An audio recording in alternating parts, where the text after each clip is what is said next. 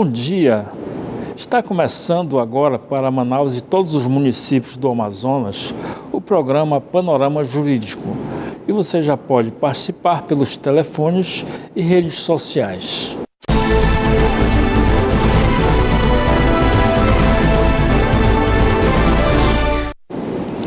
A reforma trabalhista, introduzida pela Lei 13.467 do ano de 2017, diz que acordos coletivos entre sindicatos e empresas podem prevalecer sobre a lei em alguns pontos, como jornada, banco de horas e intervalos, mas não em outros, como férias e 13º salário.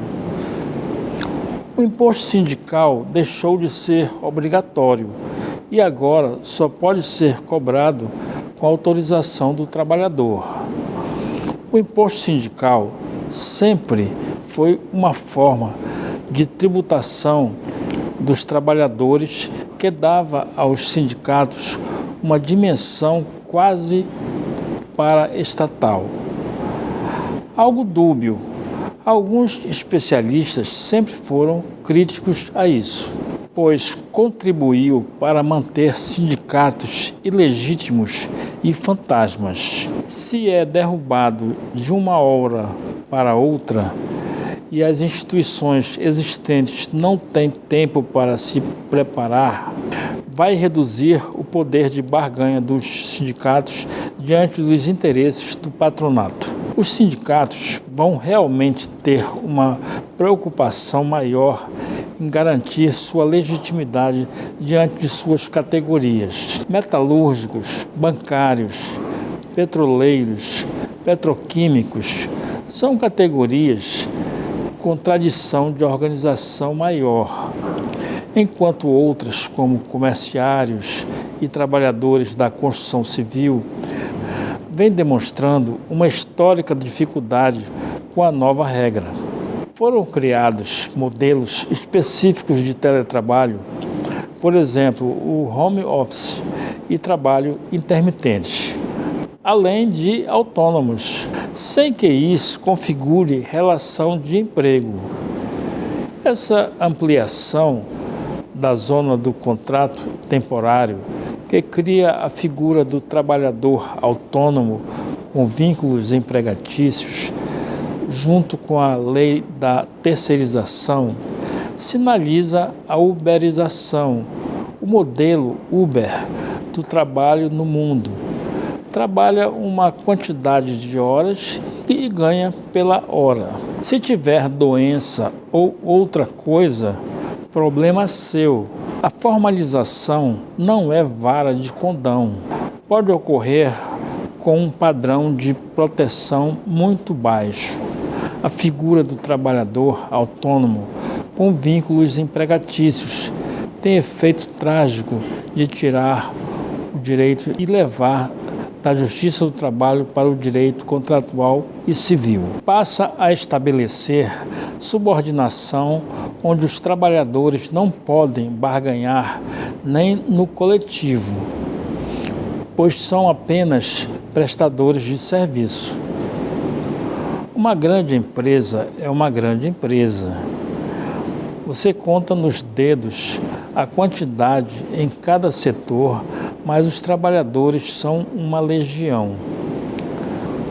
A presa barganha com cada um e impõe seus termos e direitos e uma relação de prestação de serviços, não tem 13º salário, férias e etc. Vamos a um breve intervalo e retornaremos em seguida com a entrevista da semana com o juiz federal do trabalho, Dr. João Alves de Almeida Neto.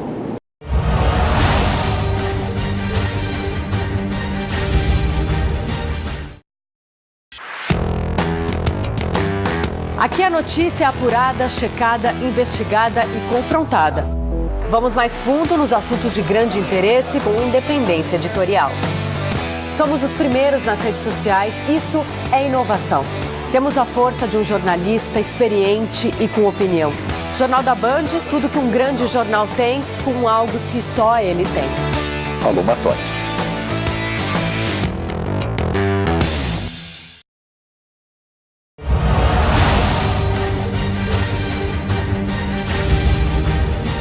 Sejam bem-vindos de volta ao programa Panorama Jurídico.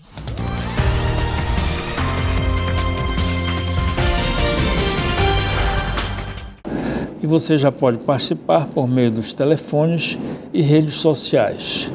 E o nosso entrevistado de hoje, com muita honra, é o juiz federal do trabalho, Dr. João Alves de Almeida Neto. Ele é formado em Direito pela Universidade Federal da Bahia, mestrado pela Universidade Federal da Bahia também, em Direito Privado e Econômico.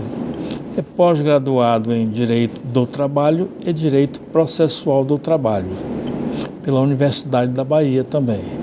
É professor do curso SEJA. Bom dia, doutor João Neto. Muito obrigado pela sua vinda mais uma vez aqui. Eu que agradeço. Hoje nós estamos dando sequência àqueles comentários sobre a reforma trabalhista, que foi instituído pela Lei 13.467, que vai entrar em vigor no dia 11 de novembro, que será no próximo final de semana. Então existe uma expectativa muito grande por parte dos trabalhadores, dos empresários. Em linhas gerais, qual é o seu ponto de vista, qual a sua visão sobre essa reforma trabalhista? Você está vendo com bons olhos, vai ser bom para a sociedade no geral, trabalhadores, empregados? O senhor pode dizer qual é o seu ponto de vista?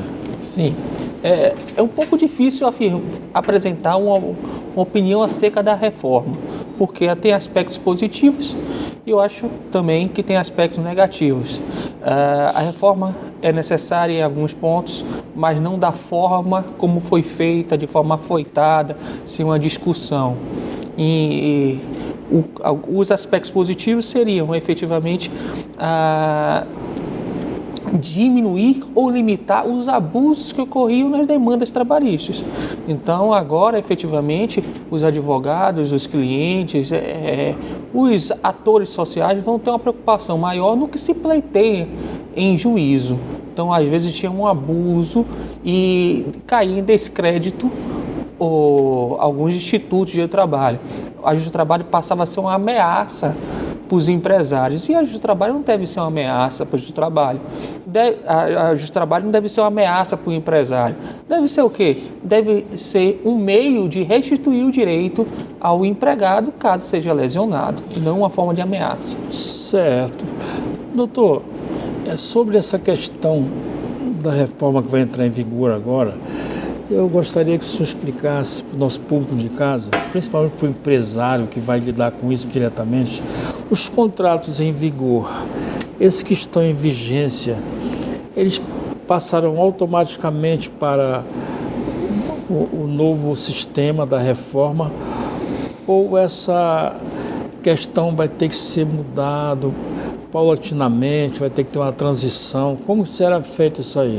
Não há resposta posta pelo ordenamento e pacífica entre as pessoas que vão aplicar a reforma. Acredito eu que a reforma será aplicada para os novos contratos, a partir de uma interpretação de uma súmula que tem do TST, tratando sobre base de cálculo do adicional de perigosidade. Então, partindo dessa interpretação, e já se fez de uma lei nova em relação aos contratos vigentes, o TST entendeu que só se aplicava aos novos contratos. Acredito eu que o TST vai manter esse entendimento por direito material. Para a questão de direito processual, aí sim vai aplicar a regra do isolamento. Acredito que vai aplicar a regra do isolamento dos atos processuais e, em caso específico para honorários periciais e honorários advocatícios, terá um regramento diferenciado. Perfeito. Doutor, tem uma regra agora que o trabalhador ele vai ter que pagar custas honorários advocatícios, ele vai ter que pagar os honorários periciais, caso o processo dele necessite de uma perícia. Como é que o senhor está vendo isso daí? Isso vai modificar muita coisa para o lado do empresário, para o lado do trabalhador, na postulação desses pleitos. Como é que o senhor acha que vai, na prática, acontecer isso aí?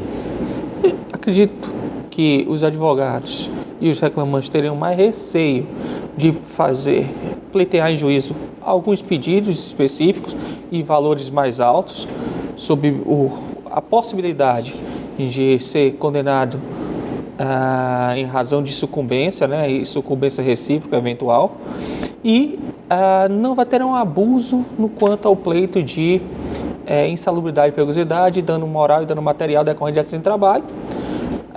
Acredito que vai existir um receio maior do reclamante.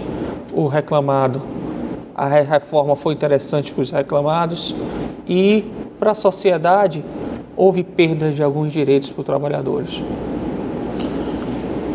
É verdade que vai ficar mais difícil para o trabalhador a questão da equiparação salarial. O senhor entende assim? Sim, vai ficar mais difícil. O que aconteceu com a reforma? Ele modificou alguns critérios, alguns requisitos sobre equiparação salarial. Antigamente a gente buscava equiparação salarial com o empregado da mesma empresa. Agora tem que ser no mesmo estabelecimento. Empresa pode ter vários estabelecimentos. E agora você só pode equiparar com um empregado que trabalha no mesmo local, no seu mesmo local de trabalho. Mesmo certo? que seja a mesma empresa, mas mesma empresa não vai ser considerado. Não vai ser considerado. O paradigma tem que ser da mesma localidade. No mesmo localidade no sentido de estabelecimento. Outra diferença é que para você equiparar o paradigma, a pessoa com quem você quer se equiparar, não pode ter diferença na empresa superior a 4 anos que você, e na função ele não pode ter mais de 2 anos. Então acresceu mais um requisito para equiparação salarial, por via de consequência dificulta a equiparação. E o terceiro foi que acabou a equiparação em cadeia que ocorria no Justiça do Trabalho. Você pode explicar como que era a questão da equiparação em cadeia? Sim, para eu equiparar com outra pessoa, antigamente tinha que não poderia passar ou ter a diferença superior a 2 anos na função.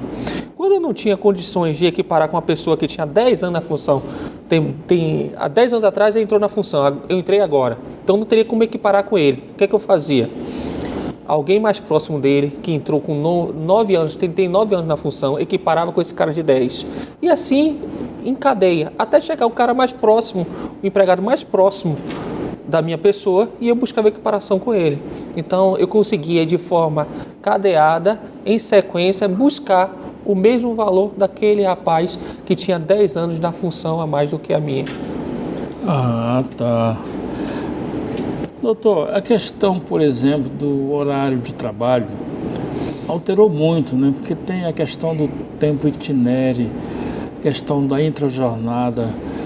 São horários que não estão mais disponíveis para que seja computada uma hora extra. Então, como é que o senhor está vendo isso aí? O senhor entende que o trabalhador teve alguma perca com isso aí? Houve algum prejuízo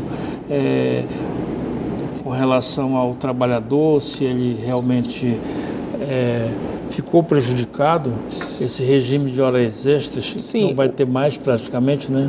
Não é que não vai ter mais hora extra, vai ter hora extra.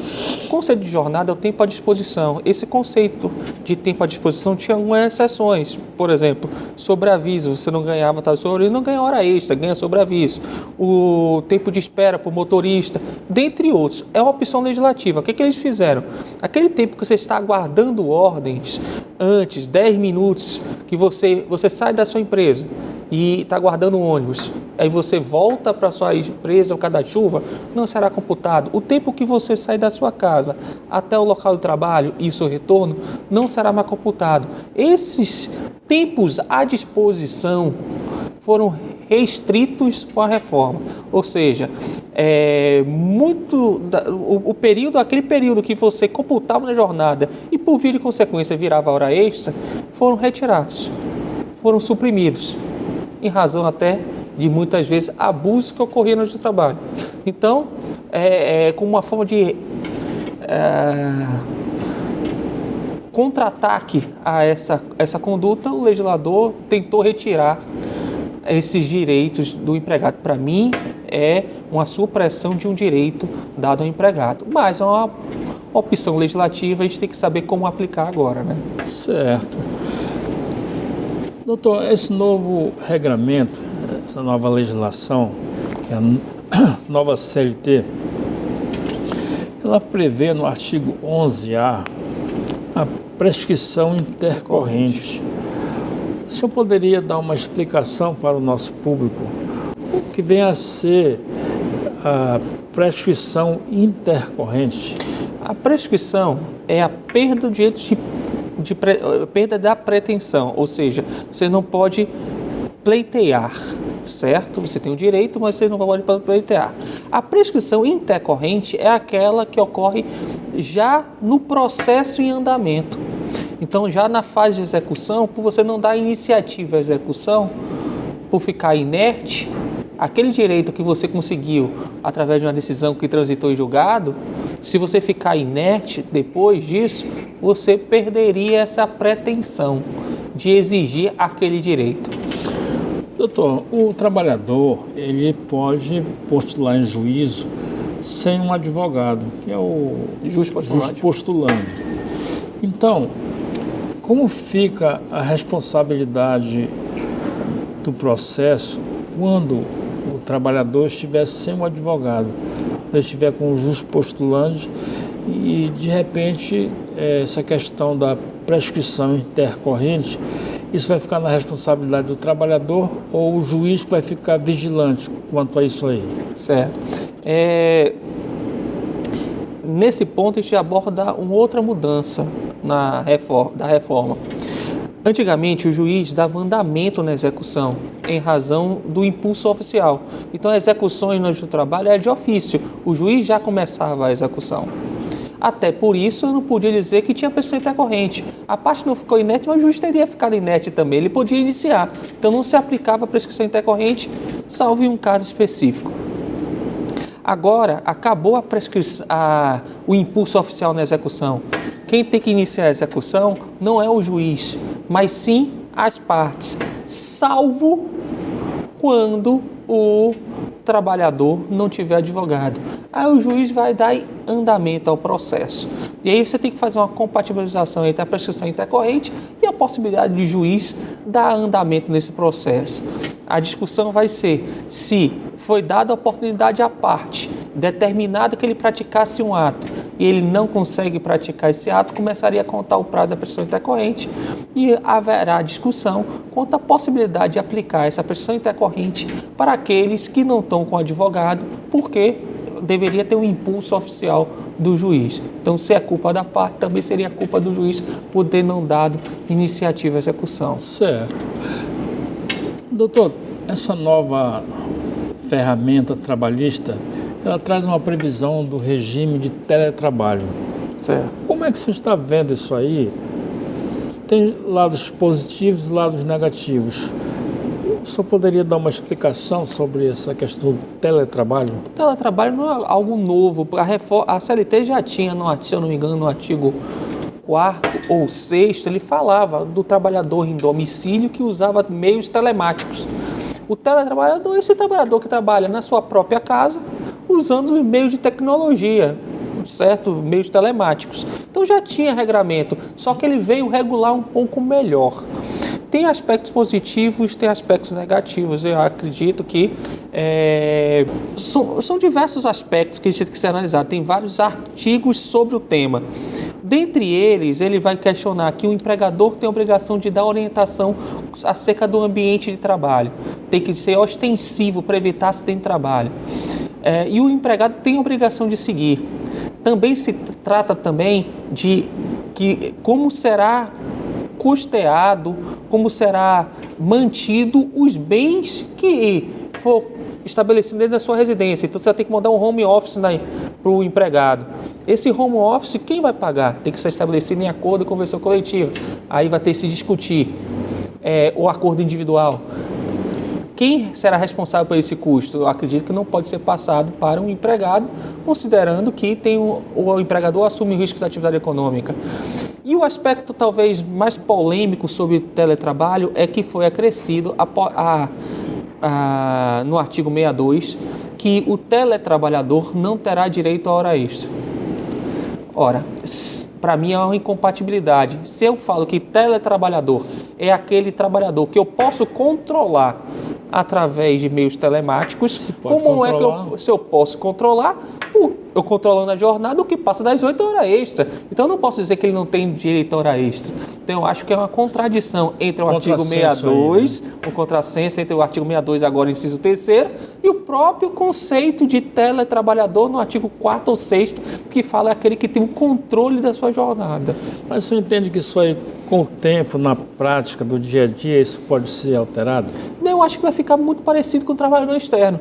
O trabalhador externo tem direito a hora extra? Em tese não, mas se for possível demonstrar o controle da sua jornada, os juízes deferem as horas extras. Aquele pelo 62, né? É, o artigo 62. É isso mesmo. Doutor, tem o artigo 611-A, inciso 12, desse novo regramento, sobre a questão do enquadramento do grau de insalubridade, que pode ser feito por acordo coletivo, se as partes entrarem no entendimento. O senhor não entende que essa questão da insalubridade, isso depende de um laudo técnico, de uma perícia? Isso aí pode ser um objeto de convenção? O senhor acha que isso aí está um pouco fora da própria realidade? Não, eu não concordo com essa alteração legislativa. Mas a pauta, o propósito da reforma foi dar autonomia aos acordos de convenção coletiva, dar autonomia, dar mais força ao sindicato, para poder negociar e, através dessa reforma, quase todos os direitos, dentre eles o direito vinculado à saúde. Tanto é que ele diz lá que norma vinculada com intervalo não é norma patamar satisfatório mínimo, ou seja, não é o mínimo essencial. Na prática, eu não tenho dúvida, doutrinariamente, não tenho dúvida que é um direito fundamental, é o mínimo. Se não tiver saúde, tem mais o quê? Mas foi uma opção legislativa. Até a declaração da inconstitucionalidade, no caso concreto pelo juiz ou pelo STF, é uma opção que o legislador fez, permitindo a autonomia coletiva, a prevalência do negociado sobre o legislado. Se está correto ou não, é uma opção que o nosso legislador adotou. Pois é, porque de repente eu entendo, né, no meu humilde pensamento, que se o ambiente é insalubre, não tem como negociar. Ele é ou não é isso? Mas ele não é possível reduzir o intervalo? Agora é possível reduzir o intervalo por acordo individual. Da mesma forma que eu estou falando de saúde de um lado, estou falando de saúde do outro. Se é permitido para um, é permitido para o outro. Para mim, deveria ser errado os dois, mas o legislador optou. Então, vamos buscar verificar se os atores sociais que têm legitimidade vão propor as ADINs para declarar a inconstitucionalidade desses dispositivos, sob pena de cada juiz ficar interpretando e criando um caos. O juiz tem que interpretar o papel dele, mas vai criar, se cada um ficar declarando a inconstitucionalidade de cada artigo, vai virar um caos no seu trabalho, porque você não sabe se é inconstitucional ou não. Um juiz entende que sim, um outro que não. Vou aplicar ou não vou aplicar essa norma? Então, é interessante que gere uma uniformidade para não gerar um caos. É verdade. Doutor, tem uma questão que o senhor citou muito bem aí, sobre a questão do sindicato, dos sindicatos. Agora, sabemos que com a nova regra, o trabalhador não é mais obrigado a contribuir anualmente com essa taxa sindical, que era um dia no ano, né? É referente ao trabalho de um dia no ano. Só que isso daí ficou optativo. Naturalmente que enfraqueceu financeiramente os sindicatos. No momento que o trabalhador mais precisa dos sindicatos para mediar um acordo, para fazer esse negociado todo, e o sindicato não terá mais essa contribuição obrigatória, que era uma receita que ele tinha, que já contava com isso mesmo. Do seu ponto de vista, essa questão do recolhimento dessa taxa anual, pelo fato de ser agora optativo, o senhor acha que foi benéfico, isso daí foi ruim para os sindicatos? Isso foi bom porque os sindicatos vão correr mais atrás, fazer uma eficiência melhor no trabalho? Como é que o senhor está vendo isso daí? Como é que vai ser na prática? Eu acho que a reforma ela teve alguns contrassensos. Esse foi um deles. Eu dou força e com a mesma mão que eu dou poder para a parte de negociar, eu enfraqueço ele, tirando uma fonte de renda dele, que seria o imposto sindical obrigatório, que é a contribuição sindical obrigatória. Só que eu tenho uma posição muito particular. Eu acho, apesar deveria vir através de emenda constitucional, eu acho que seria a melhor solução o nosso sistema sindical de forma simples. Olha, agora todo empregado que, para ter direito previsto em acordo com convenção coletiva, tem que ser sindicalizado. Se você quiser, eu abro a pluralidade, tem vários sindicatos, o empregado vai escolher aquele que for mais forte, que for conquistar dinheiro, vai contribuir para essa pessoa, para esse sindicato, e os benefícios dele vai se reverter ao empregado. Se ele não for sindicalizado e conquistar direitos, não deveria revertê-lo, porque hoje é muito simples, você é empregado, não participa do sindicato, nem quer contribuir, e os benefícios se pretende ter. Então, eu acho que seria algo muito similar ao que tem hoje na Associação dos Magistrados Trabalhistas. Se você for sindicalizado, contribuir para isso, os benefícios você tem. Ou então você pode não ser obrigado a ser sindicalizado, vai por via autônoma, em ação, buscar seus direitos. Então, acho que resolveria, os sindicatos ficariam fortes, você ia querer contribuir com aquele sindicato para ele ficar forte, para conquistar mais direitos. Ótimo. Então, permite eu dar um recado aqui para o nosso público de casa. Bom, quem chegou nesse momento, acabou de ligar o televisor, a entrevista hoje é com o juiz federal do trabalho, doutor João Alves de Almeida Neto. Ele veio gentilmente para dar uns esclarecimentos sobre a nova reforma trabalhista que vai entrar em vigor no próximo final de semana. Mas se você não assistiu o programa, chegou nesse momento, o programa vai estar logo ao final no YouTube. Você acessa através do Portal do Holanda, no meu blog, e o programa vai estar na íntegra e você pode assistir tranquilamente. Vale a pena você assistir porque é um assunto novo, tem uma interrogação na cabeça de todo mundo sobre essa questão trabalhista, que mudaram quase todos os artigos da CLT. Então, fica essa mensagem, se você não assistiu, procura acessar no YouTube que você vai assistir. Bom, doutor, quero agradecer mais uma vez a sua presença aqui. E o programa terminou, mas nós reservamos um espaço para o senhor fazer suas considerações finais. O que o senhor achou que o senhor entende que é preciso acrescentar ainda, algum comentário que o senhor gostaria de fazer? O espaço é todo seu, pode ficar à vontade, doutor. A reforma ela é estrutural, ou seja, ela modificou muita coisa da CLT.